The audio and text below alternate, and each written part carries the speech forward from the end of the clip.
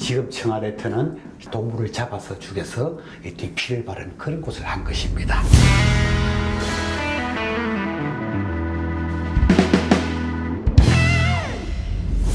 드디어 이제 그 청와대라는 것이 여기서 말도 많고 탈도 많은 그 청와대 자리, 그게 이제는 역사의 저편으로 이제 건너갔다고 할 수가 있겠습니다. 자, 이제는 아마 보통의 우리 그 시민들도 아마 들리기도 하고 그럴 텐데요. 그런데 오늘 제가 청와대 터와 그 다음에는 왜 그게 푸른 기와인가, 왜 푸른 기와를 얹어가지고 청와대를 했던가, 거기에 대해서 얘기를 하고자 합니다. 지금의 청와대 지금의 터가 왕실, 그게 최고 권력자의 왕과 연관을 맺은 것은 지금부터 한 1000년 정도 전이 됩니다. 그때 언제냐? 고려 15대 숙종 때 거기에 개경이 있고, 개경이 있으면은 서경은 평양이고, 이 서울을 남경으로 만들었습니다. 그래서 남경이라고 그게 궁전을 두었습니다. 그게 숙종 때 바로 지금 청와대태에 남경별궁. 그런데 임금님이 오면은 머무르는데 그 별궁을 만들었습니다. 그때 1104년 바로 그때가 완공되었을 텐데, 아마 지금의 청와대터가 왕실과 연관을 맺게 되는 첫 시발점이 되는 겁니다. 자, 그렇게 내려오다가 조선이 들었었습니다. 자, 여러분, 조선이 들어서면서 조선의 왕도, 조선의 수도를 어디로 정할 것이냐? 여러분 잘 알려졌다시피 처음에는 계룡산으로 가려고 했습니다. 계룡산으로 가려고 했지만 여러 가지 문제로, 물의 흐름 문제로 인해 가지고 일단 서울로 살아오게 됐습니다. 그러면 그리고 서울에서 제일 먼저 궁전을 지으려는 데가 어디냐? 바로 지금의 신촌 쪽입니다. 근데 하륜이라는 사람이 그걸 주장을 했는데, 근데 그게 너무 좁다 이래 가지고 바뀝니다. 자, 그 다음에 이제 들어오면서 과연 서울에 임금님이 있는 궁궐터를 어디로 잡을 것이냐, 여기에 대해서 사실 약간의 갈등이 있었습니다. 어디냐? 첫째, 무학대사 중심입니다. 우리가 유명한 무학대사는 바로 어디냐면 인왕산을 주산으로 삼아라. 인왕산을. 그러면 이제 인왕산을 주산으로 삼으면은 풍수지리상 좌청룡이 지금 바로 청와대 뒤에는 북악산이 됩니다.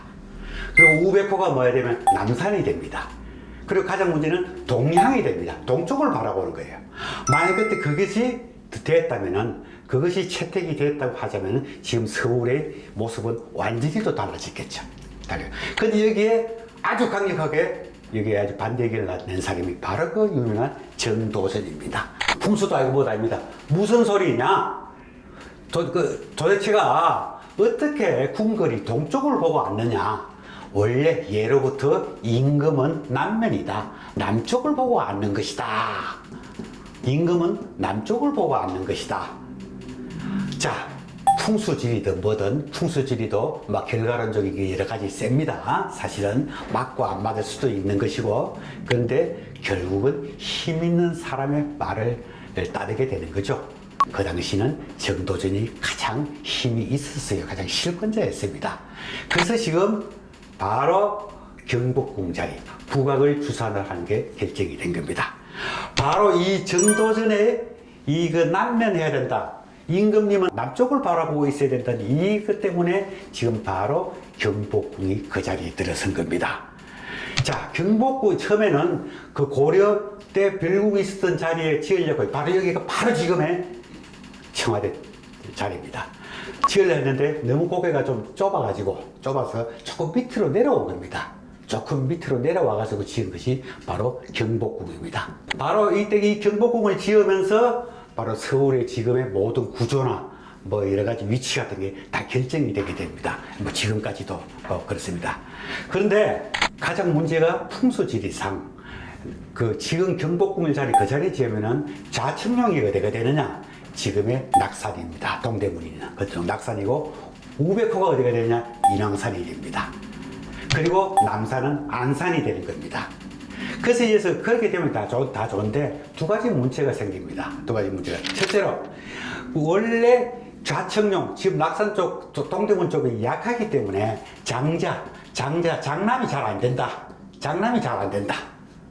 그 두 번째 뭐냐면 동쪽이 너무 약하다. 왜냐? 지금 낙산이 너무 낮거든요. 이래서 동쪽이 허약하다. 이게 이제 두 가지 문제가 생깁니다.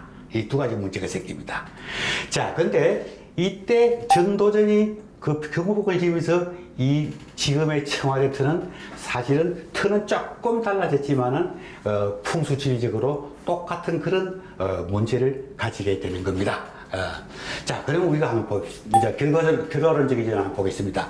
자, 조선시대 때 장자 잘 못했다. 자, 그거는 우리가 통계로서도 증명이 됩니다.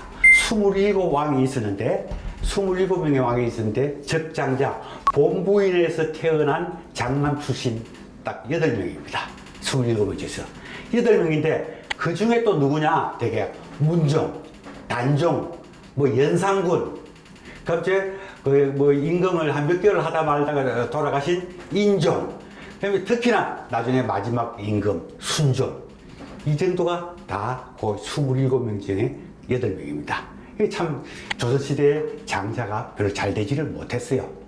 원래 좌측용이 약하다, 좌측이 약하다 이러면 장자가 잘 안 된다는 것은 어찌됐든 간에 뭐 결과론적이지만은 맞았던 겁니다. 자, 그 다음째 두 번째, 동쪽이 약하다.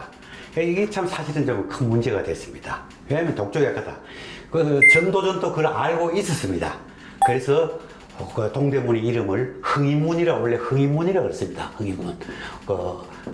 흥인문이라 했는데 이 흥인문에다가 글자를 하나 더 넣습니다.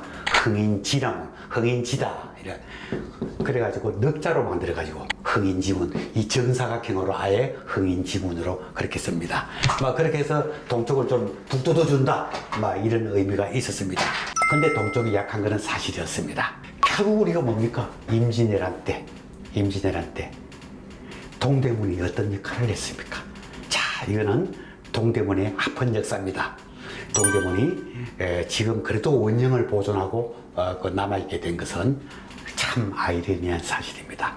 바로 임진왜란 때 1592년 5월 초에 바로 동대문을 통하여 고니시유키나카, 그 임진왜란의 왜군의 가장 선봉장인 고니시유키나카가 그쪽으로 입성을 한 겁니다. 그래서 이 동대문이, 그 남대문은 나중에 또 다른 장수가 들어오지만, 그래서 동대문과 남대문이 살아남았고요. 가장 한양이 함락될 때 가장 그 역할이 동대문이 그쪽으로 들어온 겁니다. 그래서 나중에 일제강점기 시절 때 그 도시계획상을 해갖고 그 동대문, 남대문을 다 없어질 뻔했습니다. 근데 그 살아남은 이유는 사실은 바로 여기에 임진왜란 때 왜군이 들어올 때 그 선봉장들이 개성문이다, 이기면서 들어온 문이다, 이래서 사실은 살아남은 것이 동대문과 남대문입니다. 어찌됐든 동쪽이 뭐 약한 건 사실이었습니다. 자, 그리고 나서 이제 드디어 이제 1394년경이니까 이제 드디어 서울로 오게 됩니다. 이제 경복궁이 문을 열고 그 시작이 됩니다. 그러면서 이 경복궁의 뒷뜰에 있는 바로 거기가 어떻게 되냐, 소위 말해서 회맹 장소가 됩니다. 회맹이란 뭐냐, 소위 말해서 충성서약식입니다. 충성서약식. 이제는 고려 같은 거 다 잊어버리고 딴맘 안 먹고 이젠 임금님에게, 우리 이시 임금님에게 충성하겠다, 그 서약을 맺었던 겁니다.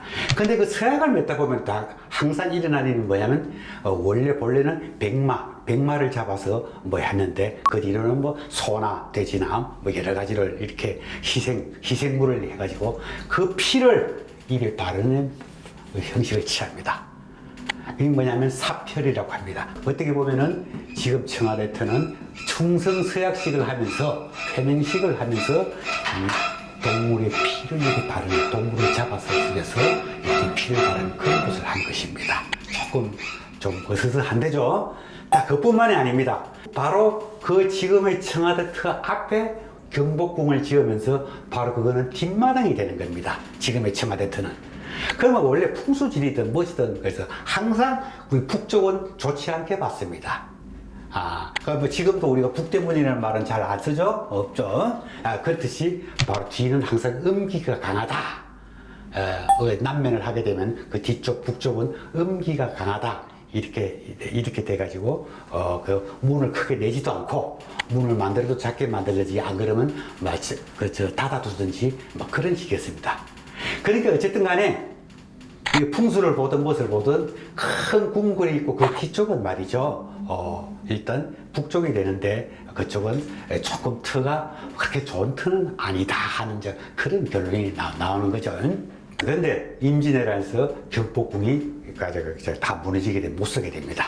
이제 뭐 창덕궁으로도 가서 이제 진무를 하고, 지금 나중에 뭐 또 경희궁을 만들어서 하고 하지만 이제 경복궁이 돼서 좀 잊혀졌습니다. 좀 잊혀졌는데 나중에 대원군 때 이제 고종이 들어서 대원군 때 되면서 경복궁을 중건을 해가지고 드디어 또 임금님이 들어오게 됩니다. 그러면서 그때 바로 그 뒤뜰. 바로 그 뒤뜰은 뭐가 되느냐? 그때 드디어 경무대라는 이름이 됩니다. 경무대. 경무대가 뭐냐? 간단히 말해서 무예, 주로 무예, 그 다음에 무과 과거 시험장 이런 쪽으로 쓰여 있습니다. 하여튼 무와 칼을 쓰고 활을 쓰고 하는 인쪽과 좀 관계가 됐습니다. 그걸 뭐 이제 그것도 이렇게 가서 대신들이나 왕이 구경도 했다고 그래요. 그래서 그때 경무대라는 이름이 생깁니다. 자, 그래서 이제 그 경무대라는 이름이 나중까지 쭉 오게 됩니다. 자, 그 다음에 영조 때, 물론 그 영조 때는 경복궁을 안 썼죠. 근데 그 지금 청와대 자리에 바로 뭐냐면은 그 한만케 돌아가신 자기 어머니, 아들이 왕 된 줄도 모르고 그냥 무수리로 들어와서 이래 있다가 일찍 돌아가신 어머니의 그 위패를 거기에 모시고 제사를 지내줬습니다. 그 육상궁이라 그러는데, 그러면서 이제 나중에 거기에는 조선 순종 1908 순종 때는 그때 소위 말해서 칠궁이 생깁니다. 칠궁. 일곱 궁전이라는 뜻이에요. 칠궁. 뭐냐면은 왕의 어머니 생모. 그러니까 왕 되는 걸 못 보고, 그 추존왕도 거기에 들어갑니다. 왕 되는 걸 못 보고 돌아가신 생모들을 다 모신 거예요. 생모들을. 그게 칠궁입니다. 그리고 제일 마지막은 1929년 일제강점기 시절이죠. 1929년에는 그 조선 순종의 황태자 영친왕이라 그러죠. 영친왕의 생모까지 그게 7명이 들어가게 됩니다. 그래서 지금 칠궁입니다. 그래서 이거는 여러 사람들이 자, 그 아들 말이지, 그 아들 왕 되는 것도 못 보고 고생만 하다가 후궁, 안 그러면 뭐 여러 가지 나인 뭐 이런 식으로 그러니까 고생만 하다가 자기 아들도 못 봤으니 그 왕 되는 것도 못 보고서 얼마나 한이 많겠느냐. 그 한많은 그 신들이 드글드글 거린다. 막 그렇게 해석하는 사람도 있지만은 저는 조금 생각은 다릅니다. 모든 궁궐의 여인들에게는 가장 목표가 뭐냐? 임금님의 성은을 입어서 그 자식을 낳아서 그 자식이 왕이 되는 겁니다.